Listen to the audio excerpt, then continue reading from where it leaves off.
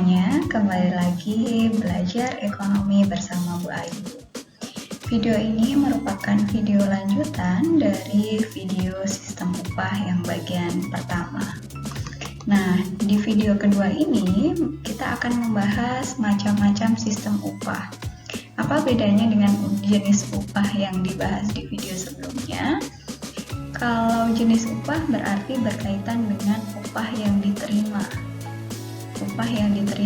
oleh pekerja atau karyawan atau buruh. Sedangkan kalau sistem upah di sini berkaitan dengan cara pembayarannya. Bagaimana seseorang dibayar ketika mereka sudah bekerja.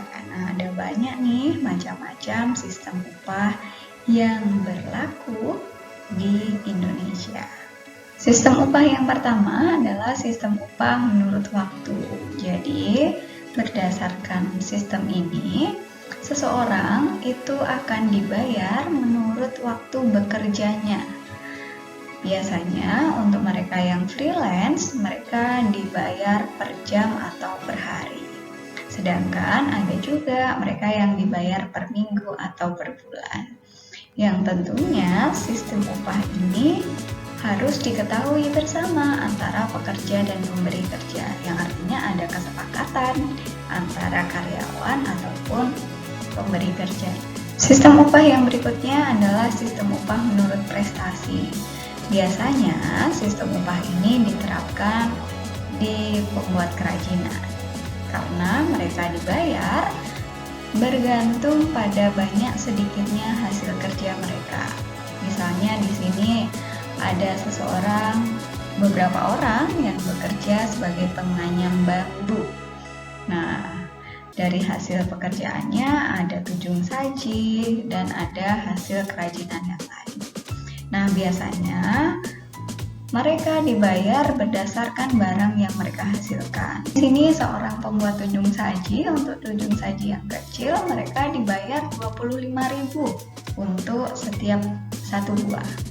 Kemudian dalam sehari pekerja tersebut mampu menghasilkan 4 tudung saji, maka 25.000 dikalikan 4, maka dia akan memperoleh 100.000 dalam satu hari, seperti itu. Itu adalah contoh upah contoh sistem upah berdasarkan prestasi. Yang berikutnya adalah sistem upah borongan. Nah, sistem upah borongan ini biasanya didasarkan pada kesepakatan dan umumnya digunakan pada buruh bangunan. Contohnya nih, sebuah kesepakatan dari tukang dan pemilik tanah untuk membangun sebuah rumah dibutuhkan biaya atau dana sebesar 100 juta rupiah.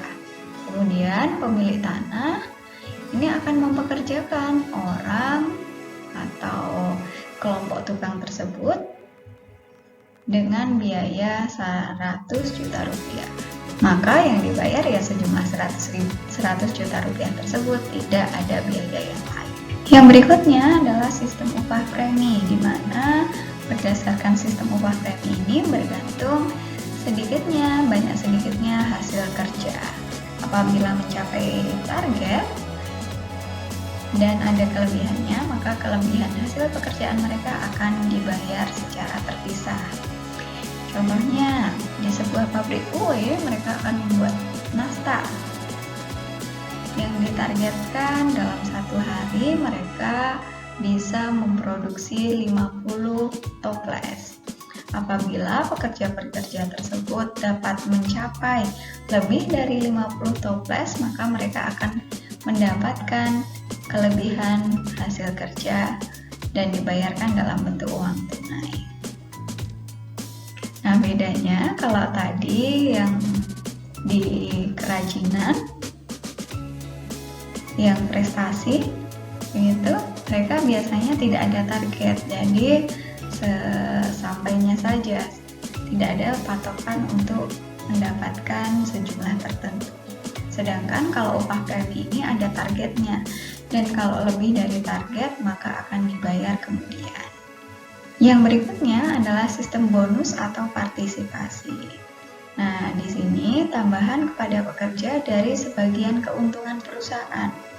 Bonus biasanya diterima dalam bentuk uang yang dibayarkan pada akhir tahun buku. Yang artinya di sini anak-anak, tambahan penghasilan atau bonus yang diterima itu berdasarkan keuntungan perusahaan. Kalau perusahaan untung banyak, maka bonusnya semakin banyak. Tetapi kalau kalau keuntungan perusahaan itu sesuai dengan target saja, pas di targetnya, maka karyawan atau pekerja tidak mendapatkan bonus. Biasanya bonus ini diberikan di akhir tahun.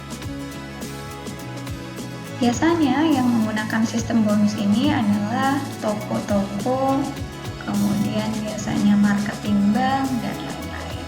Mereka biasanya menggunakan sistem bonus ini.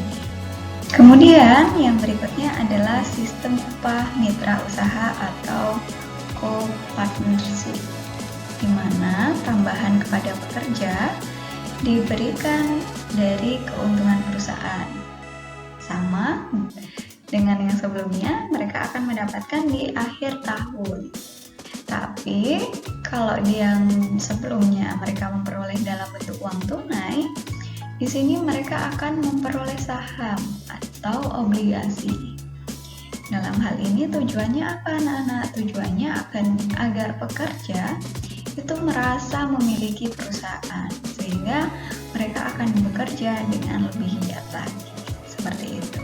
Kemudian yang berikutnya adalah sistem upah indeks biaya hidup, di mana upah di sini tidak hanya berbentuk uang tunai, tetapi bisa juga dibayarkan dengan sembako. Karena bentuknya sembako, apabila biaya hidup naik, maka upah akan naik. Kebalikannya, apabila biaya hidup turun, maka upah yang diperoleh juga akan turun, seperti itu.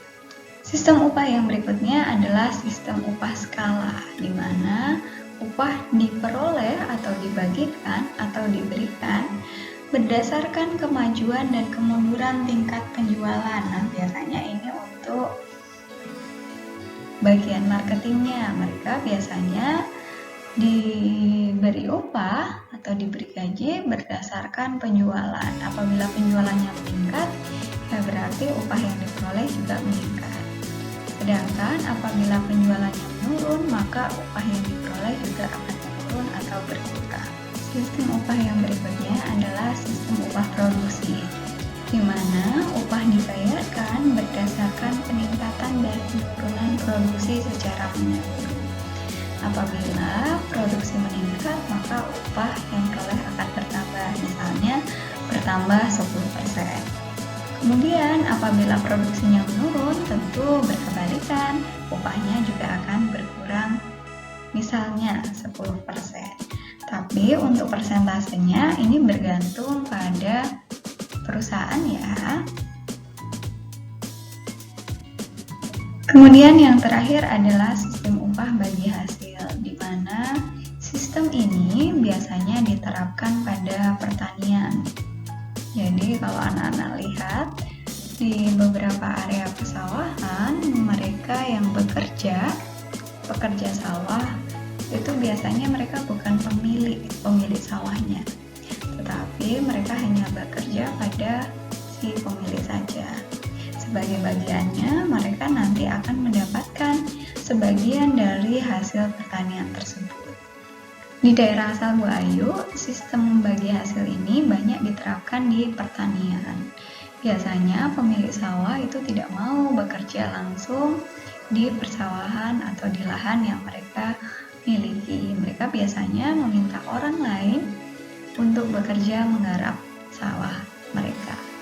Kemudian nanti apabila sudah panen, mereka akan mendapatkan bagian dari keuntungan atau bagian dari hasil pertanian tersebut. Demikian tadi sistem upah yang biasanya diterapkan di Indonesia. Ya, nanti apabila anak-anak memperoleh informasi mengenai sistem upah yang lain, boleh ditulis di kolom komentar ya. Nanti kita akan bahas pada video berikutnya. Terima kasih, semoga pembelajaran melalui video ini bermanfaat untuk kita semua. Pesan Bayu, ketika nanti anak-anak sudah bekerja dan memperoleh penghasilan, pastikan anak-anak mengetahui sistem upah yang diterapkan dalam jenis pekerjaan kalian. Biasanya ini juga bisa ditanyakan ketika anak-anak mengikuti wawancara kerja. Seperti itu. Terima kasih, semoga video ini bermanfaat dan sampai bertemu di video-video berikutnya. Terima kasih.